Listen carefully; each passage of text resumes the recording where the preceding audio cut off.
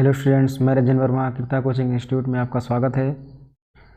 आइए देखते हैं क्लास 12th के फिजिक्स फर्स्ट पेपर के जो हमारा है 1.6 कूलाम का नियम। यहाँ पर मान लेंगे कोई एक आवेश है Q1, यहाँ कोई दूसरा आवेश है जो है Q2। इन दोनों आवेशों के केंद्रों को मिला देंगे, इसके बीच की दूरी हो जाएगी r। इसका परिभाषा है कूलाम के नियम का कि किन्हीं दो आवेशों के बीच लगने वाला आकर्षण अथवा प्रतिकर्षण बल, यानी जो दो आवेश हैं Q1 और Q2, इन दोनों के बीच या तो आकर्षण बल लगेगा या प्रतिकर्षण बल लगेगा।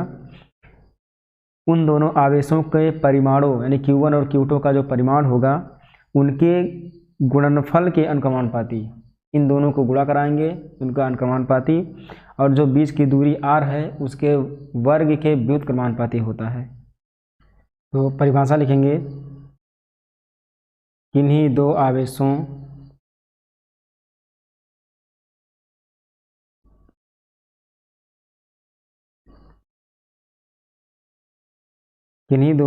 के बीच लगने वाले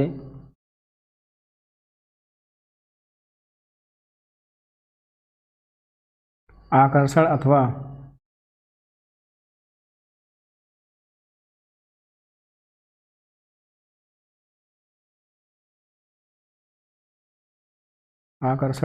प्रतिकर्षण बल उन दोनों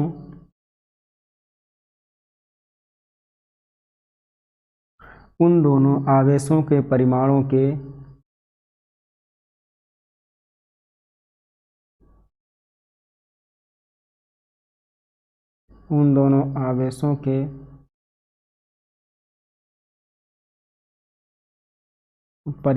के गुणनफल के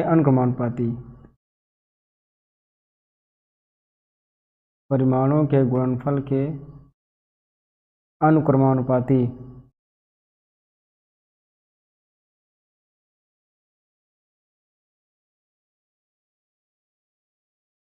तथा दूरी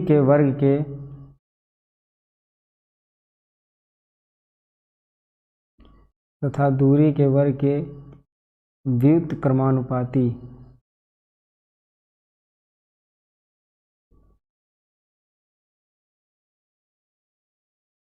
होता है।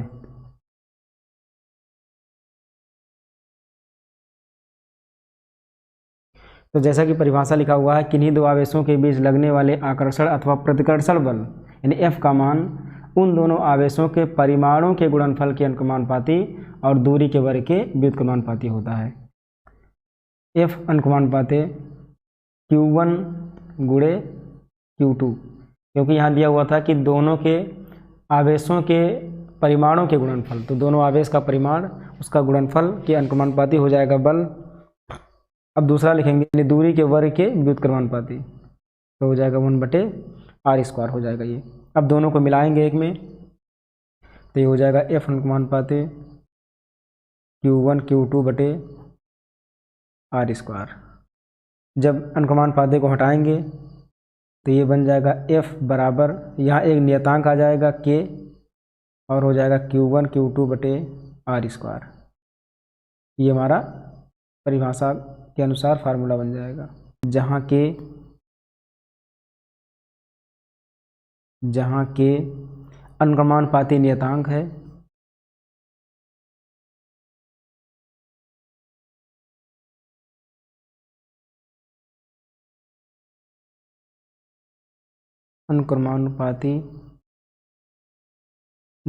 है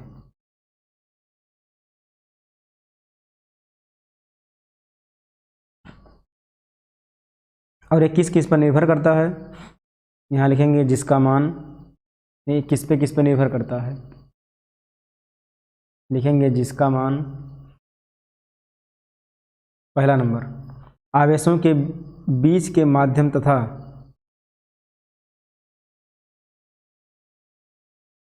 आवेशों के बीच के माध्यम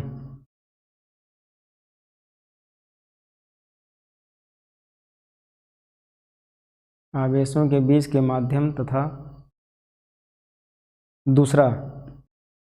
दूसरा है Q1 Q2 तथा R के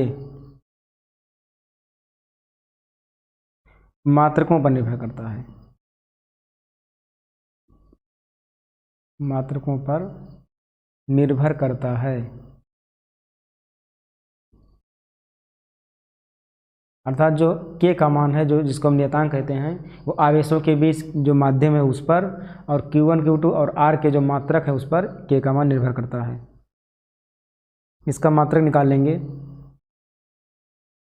तो K का मान निकालने के लिए R स्क्वायर आकर F से गुणा हो जाएगा और Q1 Q2 चला आएगा बटे के नीचे। तो यहाँ से लिखेंगे K बराबर F R स्क्वायर बटे Q1 Q2।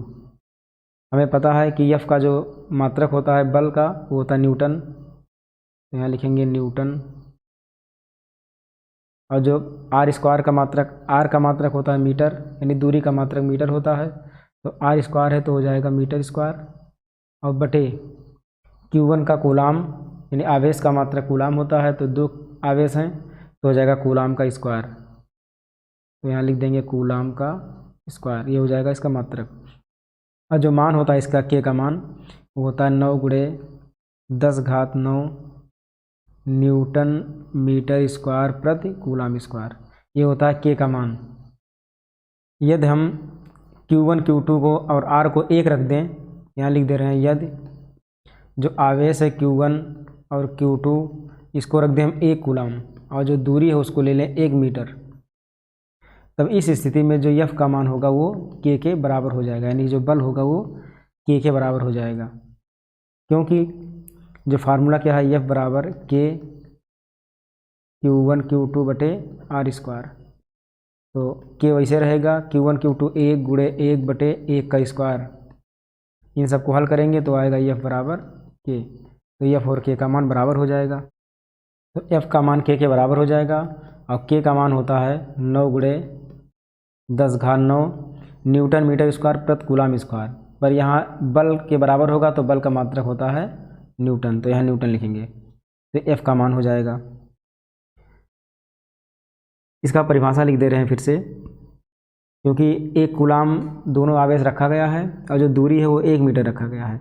इसका अर्थ ये हुआ कि जो दोनों का आवेश है वो समान है, यानी यदि समान परिमाण वाले 2 आवेशों को, यानी दोनों आवेशों का परिमाण समान हो और एक दूसरे से 1 मीटर की दूरी पर रख दिया जाए, तो उस पर जो लगने वाला बल का मान होगा वो 9 × 10⁹ न्यूटन होगा, और इसको हम कहेंगे, इस आवेश को कहेंगे 1 कूलाम आवेश।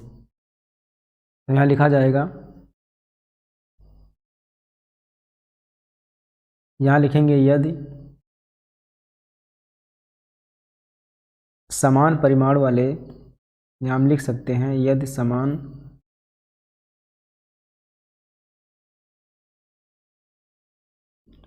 परिमाण वाले 2 आवेशों, समान परिमाण वाले 2 आवेशों को एक दूसरे से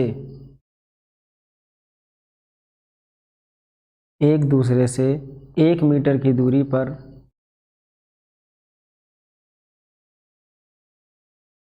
रखने पर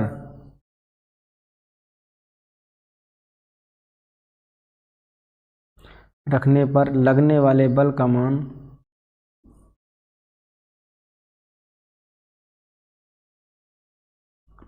लगने वाले बल का मान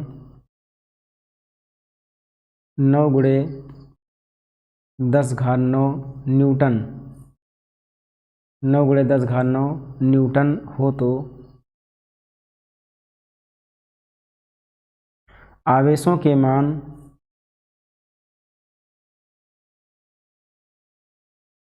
आवेशों के मान 1 कूलाम होंगे। तो ऐसे आवेश को हम 1 कूलाम आवेश कहेंगे।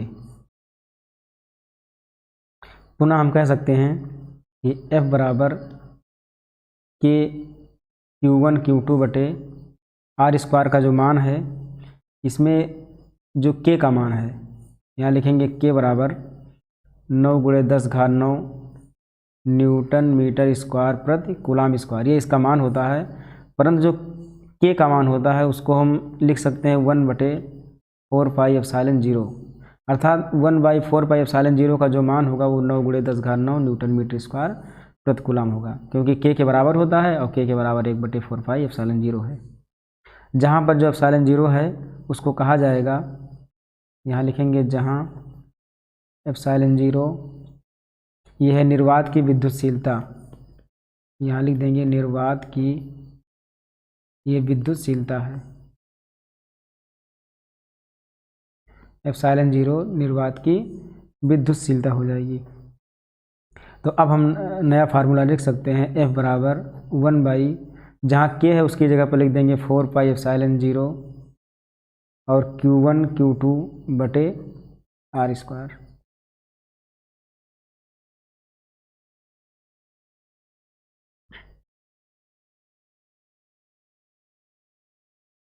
ये बन गया इसका फार्मूला, F बराबर 1/4πε0 Q1 Q2 बटे R स्क्वायर, जहाँ पर ε0 का मान होता है 8.854 × 10⁻⁻12 कूलाम स्क्वायर प्रति न्यूटन मीटर स्क्वायर। तो इस स्थिति में जो विद्युतशीलता होगी वो क्या होगी, तो यहाँ लिखेंगे ε0 बराबर 1/4π और Q1 Q2 बटे FR स्क्वायर। ε0 इधर चलाएगा और F नीचे चलाएगा, यहाँ से जो ε0 है इसको यहाँ ले आएंगे, F को नीचे ले आएंगे, यानी कहीं से गुणा कर देंगे तो भी आ जाएगा। तो ये हो जाएगा ε0 बराबर यदि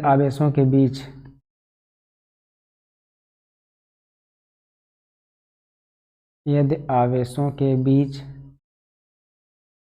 कोई माध्यम हो, तो जो हमने चित्र बनाया है उसी के अनुसार कोई माध्यम जिसकी विद्युतशीलता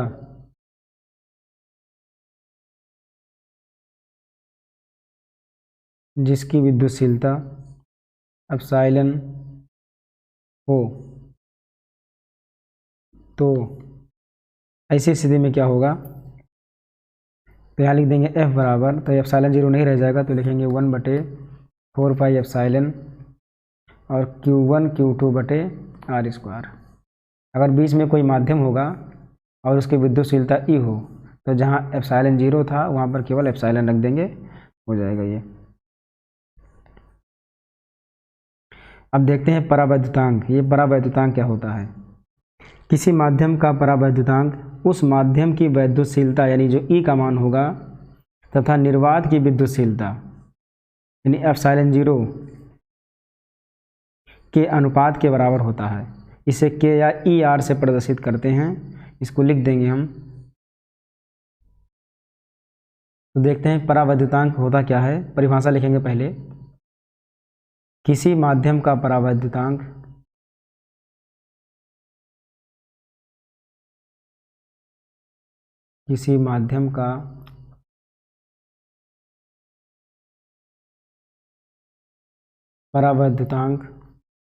उस माध्यम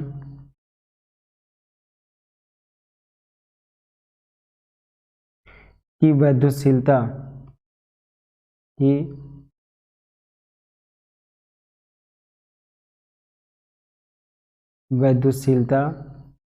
E यानी एप्सिलॉन का जो मान है तथा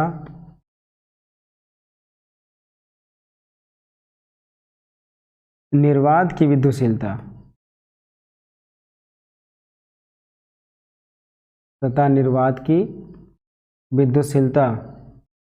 अर्थात ε0 के अनुपात के बराबर होता है,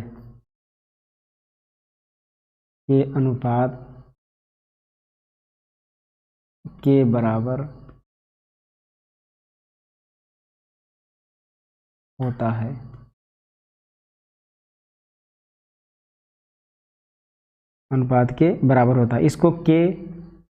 इसको प्रदर्शित जो किया जाता है, लिखेंगे इसे K या ER यानी एप्सिलॉन R से प्रदर्शित करते हैं, से प्रदर्शित करते हैं। तो इसका फार्मूला लिख देंगे।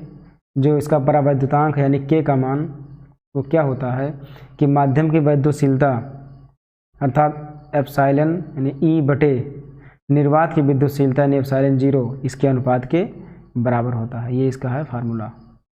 जैसे फार्मूला उसी हिसाब से परिभाषा भी है। तो अगर एप्सिलॉन का मान निकालेंगे तो हो जाएगा के इंटू एप्सिलॉन 0 या एप्सिलॉन 0 इंटू के, ये भी लिख सकते हैं इसको हम। तो हम कह सकते हैं अतः अगर बल का मान निकालेंगे इससे तो इस पर जो लगने वाला बल होगा एफ का मान वो हो जाएगा 1/4 पाई एप्सिलॉन 0 के, मतलब जहाँ पर एप्सिलॉन रखा था ई का मान वहाँ पर रख देंगे के इंटू एप्सिलॉन 0 और Q1 Q2/r²। ये हो जाएगा लगने वाला बल एफ का मान। ये हमारा नया फार्मूला बन गया। अगर वायु है तो वायु के लिए के का मान 1 रख देंगे, यहाँ लिख देंगे हम। अगर वायु है तो वायु के लिए के का मान 1 हो जाता है। अब देखेंगे इसके अगले पॉइंट को। ये हमारा कूलाम का नियम समाप्त हो गया पूरा। अब देखेंगे कूलाम के नियम का सदिश रूप, यानी कूलाम के नियम को हम सदिश रूप में कैसे व्यक्त करेंगे। कूलाम के नियम का सदिश रूप, तो पहले इसका फार्मूला लिखेंगे कूलाम के नियम का। होता है F बराबर 1/4 पाई एप्सिलॉन 0 इंटू के Q1 Q2/r²। इसका फार्मूला होगा, इसका हमें सदिश रूप में व्यक्त करना है। तो पहले इसका डायग्राम बनाएंगे। एक अक्ष लेंगे x, एक दूसरा अक्ष बनाएंगे y, इस प्रकार से।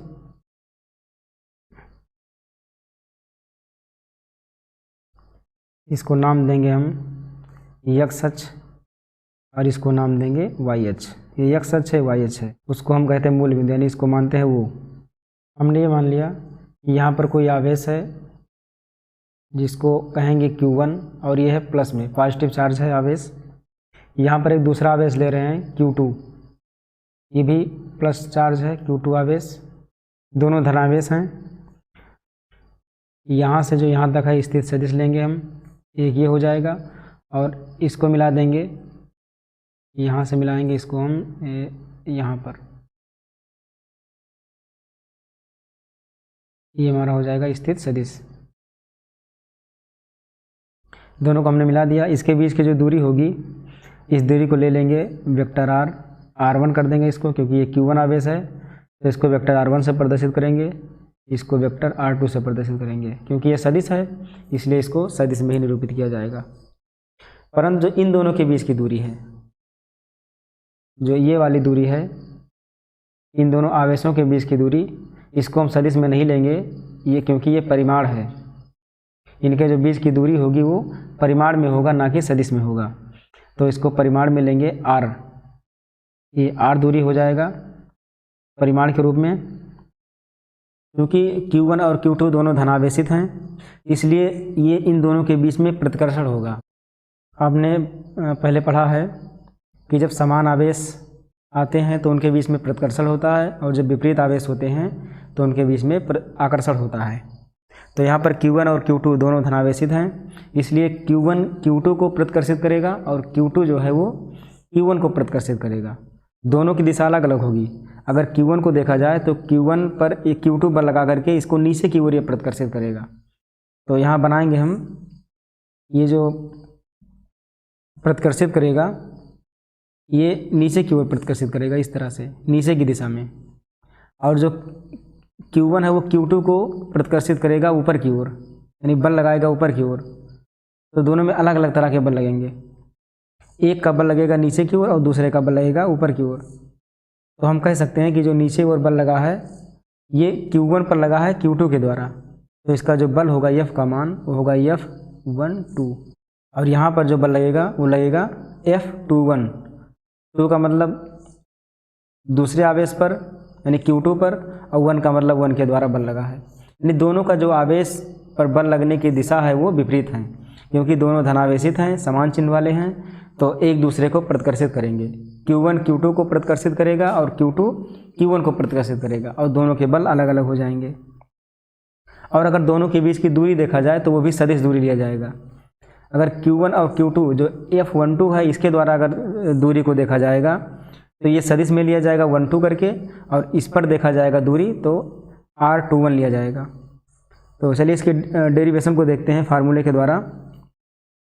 तो इसमें जो बल का मान होगा F का मान वो हो जाएगा F12 बराबर, पहले निकालेंगे इस वाले बल को F12 को, तो 1/4 पाई एप्सिलॉन 0 और Q1 Q2 बटे R²।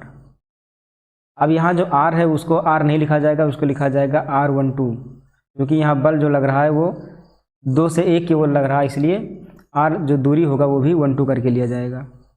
अब चूँकि ये जो R है वो परिमाण के रूप में है, इसलिए इसको हम परिमाण के रूप में व्यक्त करेंगे। तो इसको हम लिख सकते हैं कि माड के रूप में करेंगे इसको, तभी आएगा। अब चूँकि F जो बल लग रहा है वो किसी दिशा में लग रहा है, तो दिशा में लग रहा है तो इसको सदिश कर देंगे, यानी वेक्टर लगा देंगे इस पर। और जब वेक्टर लगाएंगे तो इस वेक्टर को लगाने के लिए एक हमें सदिश लेना पड़ेगा, और उस सदिश का नाम है एकांक सदिश। तो यहाँ ले लेंगे जो R होगा वो इसको ले लेंगे एकांक सदिश, यानी R12 करके। इसका मान हमेशा 1 रहता है, नाम ही एकांक वेक्टर, इसलिए इसका मान हमेशा 1 रहता है। पर यह केवल दिशा को प्रदर्शित करता है, क्योंकि जो बल है वो एक दिशा में लग रहा है बल, इसलिए इसको परिमाण से दिशा में बदलने के लिए, यानी कि इसका दिशा ज्ञात करने के लिए हमको यूनिट वेक्टर R लेना पड़ेगा। अब इसको हम लिख सकते हैं 1/4 पाई एप्सिलॉन 0 Q1 Q2 बटे, अब यहाँ जो वेक्टर जो यूनिट वेक्टर 12 है इसका आपने पढ़ा होगा फार्मूला, कि जो यूनिट वेक्टर होता है उसको हम तोड़ सकते हैं। इसको किस रूप में तोड़ेंगे, इसको तोड़ सकते हैं वेक्टर R बटे मॉड ऑफ R करके, इस तरह से। ये इसका फार्मूला होता है यूनिट वेक्टर R बराबर वेक्टर R बटे मॉड ऑफ वेक्टर R। चूँकि यहाँ 12 लिखा हुआ है तो यहाँ भी 12 कर देंगे, यहाँ भी 12 कर देंगे, और यहाँ भी 12 कर देंगे। तो इसका मान रखा जाएगा, तो यहाँ हो जाएगा वेक्टर R12 बटे, यहाँ 12 का स्क्वायर मॉड में है, ये भी मॉड में है, तो इन दोनों का गुणा करेंगे तो क्यूब बन जाएगा ये। तो लिखेंगे R12 का होल क्यूब, ये हो जाएगा हमारा फार्मूला F12 का। तो यहाँ लिख सकते हैं F12 ए वेक्टर में। तो दिशा क्लियर होगा इसका।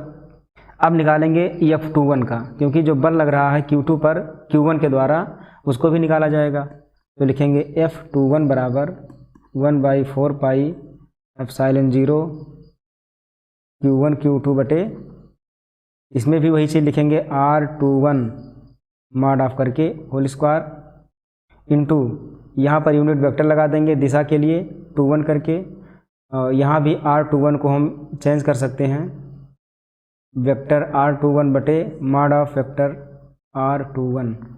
तो यहाँ इस वाले का यहाँ मान रख देंगे, तो ये बन जाएगा 1/4 पाई एप्सिलॉन 0 Q1 Q2 बटे, ये स्क्वायर है और एक और आ जाएगा तो क्यूब बन जाएगा, तो हो जाएगा R21 का होल क्यूब, और यहाँ पर हो जाएगा ये वेक्टर R, लिख देंगे वेक्टर R21, ये बन जाएगा हमारा F21। चूँकि हमने वेक्टर में पढ़ा है कि यदि दिशा विपरीत होती है, अभी हम R का यहाँ पर लिख दें, R का मान नहीं लिखे हैं, जो दूरी R12 है ये किस दिशा में होगी, F12 की दिशा में। तो यहाँ लिखेंगे जो वेक्टर R12 की दिशा है वो हो जाएगी किस दिशा में, ये इधर की ओर होगी, यानी 2 से 1 की ओर। और R21 का जो दिशा होगा वो लिखेंगे यहाँ R21, इसकी दिशा होगी इस तरफ ऊपर की ओर होगी, यानी F21 की दिशा में होगी। अब चूँकि जो दूरी का दिशा है वो विपरीत है, या बल जो लग रहा है वो विपरीत दिशा में लग रहा है, और जब विपरीत दिशा में लगेगा तो चिन्ह विपरीत हो जाएगा। तो यहाँ लिख देंगे दिशा विपरीत है, इसलिए R12 जो वेक्टर है वो हो जाएगा विपरीत में। परिमाण तो समान रहेगा परंतु उसका जो दिशा होगा वो विपरीत हो जाएगा, इसलिए यहाँ चिन्ह माइनस का लग जाएगा। R12 या R21 में किसी एक का मान या इसमें रख देंगे या इसमें रख देंगे। तो ये दोनों भी एक दूसरे के विपरीत हो जाएंगे, क्योंकि R12 लिखा है, इसकी जगह पर 21 हो जाएगा, ये इसकी जगह पर 21 हो जाएगा, तो 12 और 21 भी एक दूसरे के विपरीत हो जाएगा। तो यहाँ लिख सकते हैं, इसलिए F12 वेक्टर में ये भी एक दूसरे के विपरीत हो जाएंगे। और चूँकि यहाँ दिख भी रहा है कि जो बल लग रहा है वो एक दूसरे के विपरीत लग रहा है, इसलिए हम यहाँ पर माइनस से इसको व्यक्त कर सकते हैं। ये हो जाएगा, जो बल है वो एक दूसरे के विपरीत होगा। परंतु हमें अगर परिमाण निकालना है, F12 और F21 का परिमाण निकालना होगा, तो इसको माड से व्यक्त करेंगे। तो यहाँ लिख देंगे हम, इसको यहाँ नीचे लिख दे रहे हैं, यदि हमें इसका माड निकालना होगा, यानी इसका परिमाण निकालना होगा, तो लिखेंगे माड F12 बराबर माड ऑफ F21, यानी इसका परिमाण किसके बराबर होगा, ये दोनों आपस में बराबर हो जाएंगे और ये बराबर होगा इनमें से किसी एक के 1/4 पाई एप्सिलॉन 0 और Q1 Q2 बटे R²। चूँकि ये R² ये परिमाण था, यहाँ ये जो दूरी है ये R है, ये परिमाण के रूप में था, तो इसको हम कर देंगे R²। अब ये हमारा फार्मूला हो जाएगा। इसको हम इस रूप में भी व्यक्त कर सकते हैं। तो कूलाम का नियम और कूलाम का सदिश निरूपण ये हो गया। तो बस आज के लिए इतना ही बच्चों। अगले वीडियो में इसका अगला टॉपिक लेकर के आएंगे, तब तक इसको देखें, समझें, अपना नोट्स बनाएं और बोर्ड के लिए एकदम तैयार रहें। तो फिर मिलते हैं।